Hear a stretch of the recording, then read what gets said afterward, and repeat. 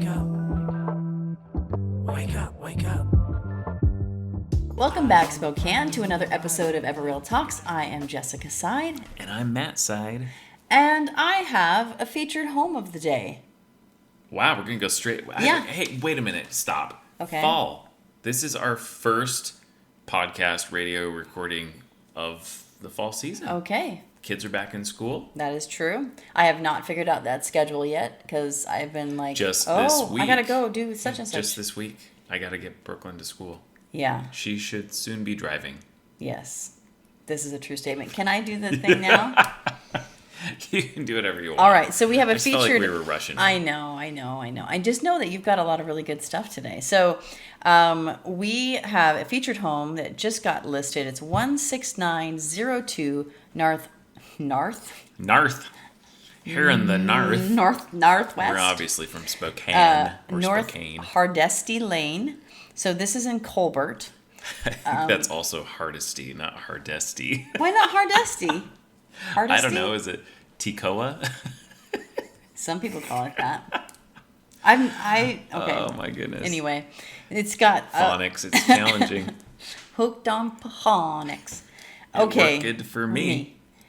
I am so sorry, everybody. Okay. All right. Featured home. Featured home. This one is on 9.7 acres. It's got 3 bedroom, 2 bathroom, plus an office area. It's 3,100 square feet. Here's the deal. It is needing some work. Needs some TLC. Yeah, it's missing some flooring in the thing, but it is at $449,900. For a over 3,000 square foot house on almost 10 acres. Yes. In Meade. Yep, Meade School District, Colbert area. So anyway, it's a one of those properties that if you have the I want to build my own equity in, this is a perfect home for that. If you have questions about this house, please reach out to us, 509-62-HOUSE, or you can get us on social media, or you can reach out to us on info@everreal.com. Yeah, that would be the email. Yeah. I just all of a sudden I was like, that's the right email, right? Where are we getting? So Matt, lots of places. You have been doing a bunch of research and reading a bunch of articles. We've talked a little bit about it, but I am excited to kind of get into. We're going to talk real estate today. I think Let's this will probably be the majority of our episode today. Mm-hmm. So I'm just going to sit back. Maybe I should sit back, relax, get a martini or something. Yeah, that's exactly what you would do. Okay, I'm ready. I might, but anyway. Okay, so one of the things we've been talking about for a while now, this is not a new conversation. When people talk about real estate, they're talking about affordability in Spokane. Yep. And it's reasonable that we would be having this conversation. I pulled some quick numbers. July median sold prices went up 15% between 2018 and 2019. Okay. 12% between 2019 and 2020. Okay. And 31% between 2020 and 2021. And we thought those other two numbers were huge. Yeah. Oh, yeah. As far as historic increase, and that's just the month of July from the month of July to month of July year over year. So those aren't annual increase numbers, but it's a good year over year comparison. Right. So with that kind of increase year after year after year, the question of affordability is on a lot of people's mind. And then this last Sunday, the Spokesman Review put an article out on the 5th, basically citing a report that said, here was the headline of the article. Give us the clickbait. Here's the clickbait. Spokane among the most overvalued markets in the nation. That got us to read the article, didn't it? I should read up on this. So anyway, there was a report that was done. Before we go, so this article prompted this research, and to try and understand. I was doing some of this honestly. Sure. Before you got preparing for this, but I think it's important that people know that we're going to talk about. Is Spokane overvalued, right? It's going to be a roundabout way. Overvalued. We're going to really land on affordability because that's really the crux of the conversation is how affordable is Spokane. And that's going to depend on who you are. That's right. Okay. So anyway, I just wanted to kind of give a premise for where we're going. So let me give we'll put the link to the article in all the different places that you can find us, whether it's the show notes or on our website or Facebook, whatever that is. But here's what happened. Spokane was ranked 6th. Put your paper over here so people can hear you. Spokane was ranked the 6th most overpriced market in the nation. Mm-hmm. Gotta love it. We're in another top 10. Spokane's been in top 10s all over the place. This is not the kind of top 10 you want to You've had top 10 and the most increase in value or overpriced might be next. Anyway, with more than 45% above the expected value based on past pricing history. So I think there's some things we have to unpack. So this was a report that came from Florida Atlantic University and Florida International University. And a couple of the two gentlemen that were cited in this basically compiled a list of overvalued cities, so the top 100 most overpriced housing markets in the nation, based on a 25-year history of monthly housing prices from public records, Zillow, different places that gather that data. And a quick side note, Boise was the number 1 most overpriced city in the nation. Which we've been talking about Boise alongside of all of the... We've been kind of bumping up against Boise again for appreciation, highest increase in values. Right. So again, they kind of go hand in hand on some level. I want to just like we're talking, when they say overpriced, that equals seeing the average that housing prices have gone up in that market over the last 25 years. Yes, and that's what I want to drill into is that where are you even coming up with this statistic and the data that's building this? It's a 25-year average, and the expectation of what a normal appreciation in this market would be based on the last 25 years.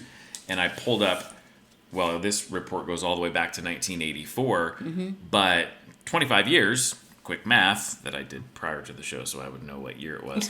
1996 was 25 years ago, and if you look at that mid to late 90s through early 2000s on this chart here, our average, 2.6, 1.6, 1.3, 0.6, 3, a negative 0.9 in 2000. So in 2000, 3.1 and 2.5. If you average those out over, I think that was like an 8-year run, that's a 1.675 average increase. So that was from 1995 to 2002 increases in averages 1.67. So if you have that over an 8-year period, right, it skews those numbers. What I think, and we're going to put an image of this also out there, because if you look at that data, it's sandwiched between two massive increases in home values. Back in 1992, there was a 17.6. And in 2005, a 17.9. In this run-up, we haven't even seen that yet. 2020 was 13.2. Right. So I think that it's... Even though we said 30%, we're just talking about that particular month of July versus the month of July before. Right. And that's what I was trying to say. It's not an annual increase, because you're going to have ups and downs throughout the year. Okay. And the reality is that I think there were only 2 months over in this year alone that didn't have over 20% growth. Right, but you have to average that with some of the other. So, right. I think it's important to identify that, prices have gone up, and they've gone up significantly, and we'll see where we land at the end of 2021. But I would anticipate that is going to be a significant increase in median sale price. It's shown that every single month of this year. If you're looking at the graphs, 2021 is significantly above 20. So the reason, I always like to say the reason we're bringing something up. So the reason we bring up those several years where we had a very small increase is that you have to understand, if they're using that 25-year and they're saying, whoa, this is way, over these last several years, it's been way more than the historical data would support necessarily. Yes. And again, that's the whole clickbait of even the report in general, right? Right. Like these organizations put the report together, and it's still all things considered, it would be like, oh, well, why is this increasing so much? And I think that is the value of the report, is to say, well, what's the why, and why are the prices going up, Jessica? Well, I have some ideas. I have a lot of ideas. I bet you do.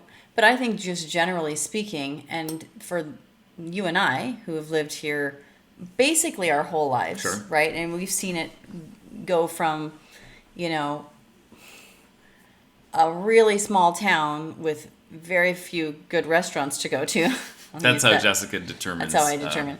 But it is an indication, right? Because if the city can't support, really good restaurants, right? It usually means that the economy is not doing well enough to be able to support that. So you see the increase in how downtown is maintained and updated, and all of those they've made a more attractive city. Spokane is more attractive now to be a place that I want to stay, that young people want to stay or come back to, than it was 25 years ago, where everyone was trying to get out. And so that's one of the things.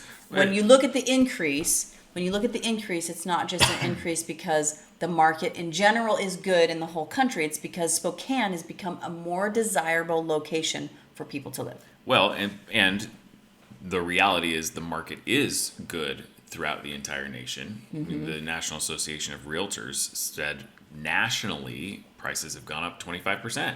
Right, okay. So it's not just Spokane, but Spokane is a big part of it. And so there's a couple of articles from the New York Times that I gathered some of this data from, and I want to obviously give credit to them in that regard. But one of the things, COVID absolutely unlocked, quote, migration mania. I mean, the reality is, and not just for Spokane, but all sorts of, I'll say, middle market markets, real estate markets, housing markets, employees in lots of industries are working remotely. They were working during the pandemic that way, and effectively it untethered them from their offices. Right. So, with the capacity to work wherever, now all of a sudden, a lot of people are choosing to move from more expensive areas in the country to lower cost metropolitan areas. Which and we've Spokane is one of those. Yeah, which we've talked about several times. But it's being like confirmed by places like the New York Times that are looking at larger swaths. Yeah, and this is a conversation that we've been having. So just a quick read from that article. This emergence of buyers relocating to low-cost markets paired with low interest rates and limited housing supply means higher home prices. It's a supply and demand thing, and it's, as the demand is increasing where people are moving to Spokane, then prices are going to follow when there's not enough supply to meet that demand. And people want to move here because it's a more attractive city than it used to be. Yeah. Well, and that's a big part of it. So housing rebound has been fueled by buyers whose wealth, this is interesting, allowed them to win bidding wars, often with a high down payment and a bid over asking price. We've been seeing that for a while now.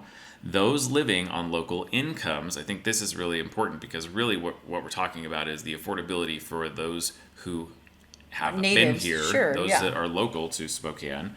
Those living on local incomes, which are often modest compared to those of relocating newcomers, are losing the ability to buy a home as competition grows and prices rise. And this, again, we won't get into this, but this unpacks a whole new conversation. In the long run, this means some Americans are going to be able to build wealth in their homes, leaving the rest behind. Yeah. And so there are some people listening to this right now, watching this right now, that are like, oh my God, I'm missing out.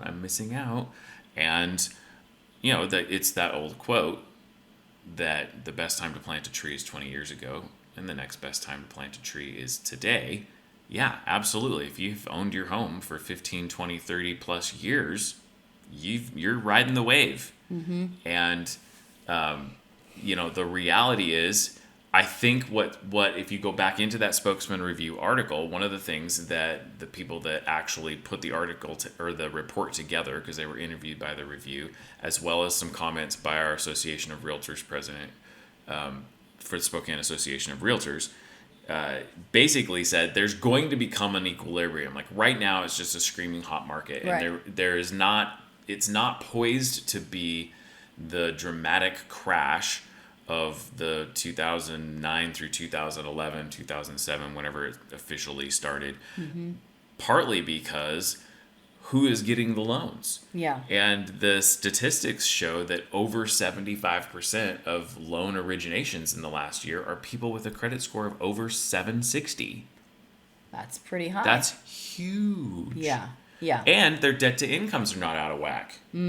So, so it's not like there's this propping up of this market from a bunch of like financing that isn't legitimate to the purchases. Right. So it's like what we talk. So we have a sales meeting with our office, and we talked about this a bit, and we also talked about we're always looking to see when is there a crash coming. There's always that little bit, and one of the things that I mentioned was that you have to look at all of the ingredients for the recipe for disaster, Yeah. right? And one of the ingredients was the predatory lending that was taking place in 2005 and 2006 and maybe even 2004. Whenever that was happening, that was the precursor to the big crash in 2007-ish, right? So that's one thing. By what you just said is you're saying that people who are getting loans can actually afford those loans compared to the people who could not afford those loans but were still getting them. Well, and if you're looking at that migration data, because I pulled some stuff from Redfin, because Redfin is a huge online real estate company, and they have a ton of data, like where people are looking. It's not just that they have good credit, it's that they're moving from areas with higher average sale prices and huge equity. So that's where you're able to come in. People are able to come in and pay cash for a property at $400,000 because they sold $1.5 million property in Southern California, for example. That's kind of the trope, right? Like everybody's moving here from California.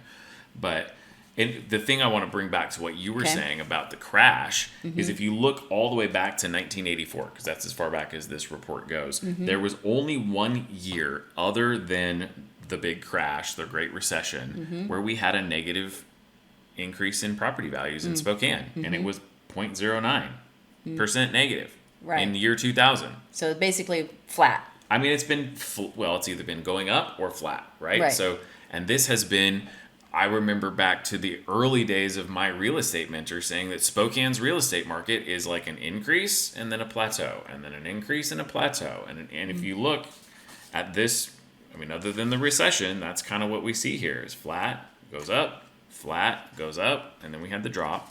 So... a big drop, by the way. It's hilarious. You look at 2008 through 2011, and everything's just like there was some like the floor. A negative 2.6, negative 9.1, negative 2.2, negative 8.6. So some big numbers. So anyway, I think that's important for. I want to come back to something about affordability, the tree planting analogy, right? Okay. So for those of you that are feeling left behind and asking the question, because I get two questions pretty frequently, and that's, should I buy in this market or should I invest in this market?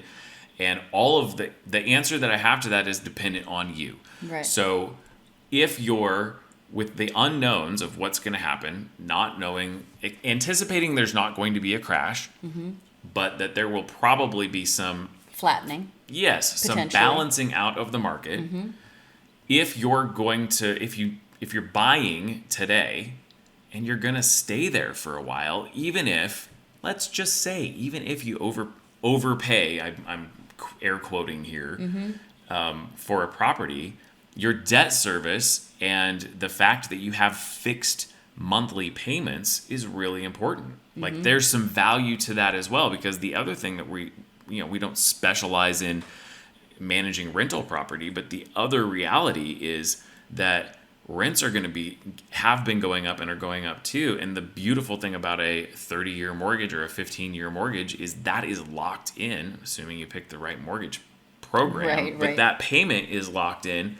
So even unless you're buying the house for cash, if you pay $20,000 more than even an appraiser says that it's worth, but the monthly payment is something that is not just comfortable but good for you, there's some housing stability in that versus your rent going up over the next 30 years by $500 a month. I don't know. I'm making numbers up now. But so I think we have to help people, and this is where we come in as advisors, right? That it's not just a an answer to every question. Sure, the same. one size fits all is not a thing. So let's talk a little bit. One other thing too, and this was a New York Times opinion piece called "When Climate Change Comes to Your Doorstep." We're at the dawn of America's great climate migration, and I think that we've seen in the news just in the last 30 days I'll just read this. For now, it's piecemeal, and moves are often temporary, brutalized by hurricanes, flooding, and a winter storm. Lake Charles, Louisiana residents have been living with relatives for months. In early August, the Dixie Fire, the largest single fire in recorded California history, claimed at least one entire town, and locals took to living in tents. Apartment dwellers in Lynn Haven, Florida, were forced from their homes to slosh through streets flooded by Tropical Storm Fred. The evacuee tally has continued to rise, from New Englanders in the path of Hurricane Henry to flood survivors in North Carolina and Tennessee to people escaping fire in Montana and Minnesota. And I think that we can't forget, it was just about a year ago that we were talking about the article and the report that came out talking about the next 40 years of people migrating to the West and Mountain West in the United States, from those areas that are so battered by climate. And, it is temporary a lot of times, but there are also people throwing up their hands saying, like, where can I go and get away from this? Right. I'm tired of living. Year after year after year. year. I mean, the risk, I've got a sister right now who had to evacuate South Lake Tahoe, right? And you've got to ask yourself, are you continuing to put yourself at risk by being there, and the emotional toll that takes on you to have to put everything that you love into a vehicle and cross your fingers and hope the rest doesn't go up in smoke, and there's just a lot of considerations for people. It's one of the I remember growing up and being like, you'd watch, when was it? It was like there was during the World Series. And there was a huge earthquake in California, and like the freeway collapsed. And I remember, I was younger, and it was terrifying, like just to think that what those people were going through. And I was always like, I'm so glad I live in Spokane. We don't have tornadoes, we don't have earthquakes, we don't have hurricanes. I mean, so the safety, major flooding. Yeah, so the safety of your location could become a we don't have drought concerns. Yeah. Not in this location. At least as long as we keep our aquifer good. We should talk about our aquifer sometime. We should pull that around at some point. And, even back to what Redfin, talking about Redfin, they've started to have like a local market statistics, and they added, they've probably always had their market statistics, but they recently added like a climate button where you can see, risk of flood, risk of fire, risk of storms, drought, all that kind of stuff. Sure. And looking at Spokane, obviously we have maybe not obviously, we have a moderate to low high risk of fire. Yes. In this area. We've had lots of smoke. And same with storms, right? Like we get some winter storms that put power out for a couple of days here or there. Mm-hmm. But when you look at the other, like, devastation, there's like no risk of flood and or increase over the next 50 years. And that's what that little tab is doing. It's like, what is the increase over the next 50 years? And there are some markets, I think it was LA, like Los Angeles, for example, has like, it's going to be on a scale of 100, it'll be 80 in like for the drought piece of it. Like the fact that they just don't have water. Yeah, no matter. You have to have water to survive. The reality is the world is changing. The geographic world is changing, and that will change where people are living, and migration is inevitable. So let's talk about where people are coming from, like who's coming here, okay. and then we'll talk. I want to come, and we're going to circle it all back around to affordability, because right. I know that's what we said we were going to do, and it's important conversation. So the Redfin migration data: 67% of online traffic looking for a place to stay, like moving to Spokane, is outside of Spokane. So there are still people, obviously, that are looking in Spokane to move to Spokane. Yeah. But almost 70% of people are from out of area. Top 5 markets. 70%. Okay. Top 5 markets. Are you ready? I'm ready. I'll start with the lower market. Okay. Number 5. Sacramento, California. Okay. Number 4. San Diego, California. 3 is the Bay Area, also in California. The number 2 market looking to move to Spokane, I thought this one was very interesting, was the Portland area.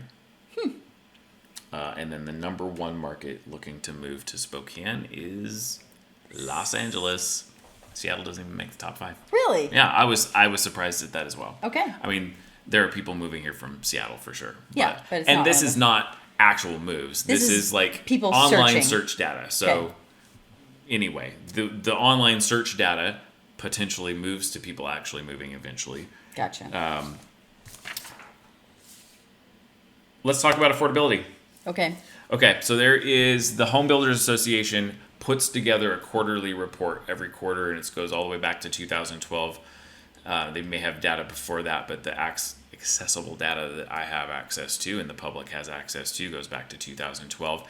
And basically what they do is they take major metropolitan markets around the country and they say, what's the average sale price of homes in that area? Mm-hmm. What is the median income of people that live in that area? And utilizing that data with the current monthly payment based on average mortgage rates. Okay. Like what percentage of the population in that market can afford to live in that market? Okay. So, I'm trying to decide where I want to go first. Here, I'm gonna tell you where we are in Spokane and compare it to some of the other markets that are out there. Okay. And this number has decreased. Sure. Because Over the last 3 years. Within the last 3 years, we were at 70%, like in 67 to 70% of the community, based on median income, could afford to live in this area. Okay. As of Q2, which was back at the end of June, it has gone all the way down to 56.7% of our community. So still over half. However, that means that almost half of the people that live here cannot afford to buy a house. Okay. Probably a problem we should look for some solutions to. Yep. Affordable housing. So let's compare it to some of the Northwest cities. Okay. So Olympia, very similar to us, but still a little less affordable. 52. Okay. Portland, 52%. 52%. Portland, Vancouver, Hillsborough, so that kind of whole area down there, 44.9%. That's not bad. No, I thought. I thought it would be worse. Well, and when you look at some of these others, so Tacoma is worse than that, 35.3. Seattle, 31.8. And our good friend Boise, 21.1.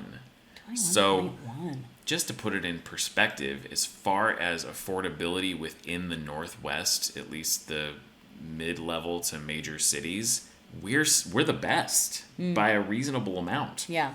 And then I just pulled a couple of those places that people are moving here. Mm-hmm. So San Jose, which is in the Bay Area, 22.5, so similar to Boise. Mm-hmm. San Francisco, 11.4. Sheesh. You want to know what LA is? I do. 8.4. Oh. 8.4% of the people in Los Angeles can afford to live there. What was crazy is that the median income for Los Angeles County was almost the same as Spokane. Oh, wow. And we all know that the housing prices are significantly higher. I think they're in like 7. So let's pull this around to almost the very beginning with the Spokesman Review clickbait thing that says we're number 6 of the most overpriced markets in the United States. And what we're telling you, what this all means is we're still not too bad. 56% we still of have us. a very affordable place to live. And I would say that if you have the capacity to start looking for a home to buy and get in on a really good fixed interest rate, that this is still absolutely a good time to do that, especially if you're planning on staying in Spokane for the next 3 to 5 years or more. I agree with that. Well, Matt, thank you. You're welcome. I hope this was interesting for people. I hope so. Next week, I've got some good history stuff that we're going to be talking about, but I've tabled set it that aside. for today. Thanks, everybody, for being here. If you have any questions, please give us a call at 509-62-HOUSE and all the social medias. All right. We'll see y'all next week. All right. Bye-bye. Bye.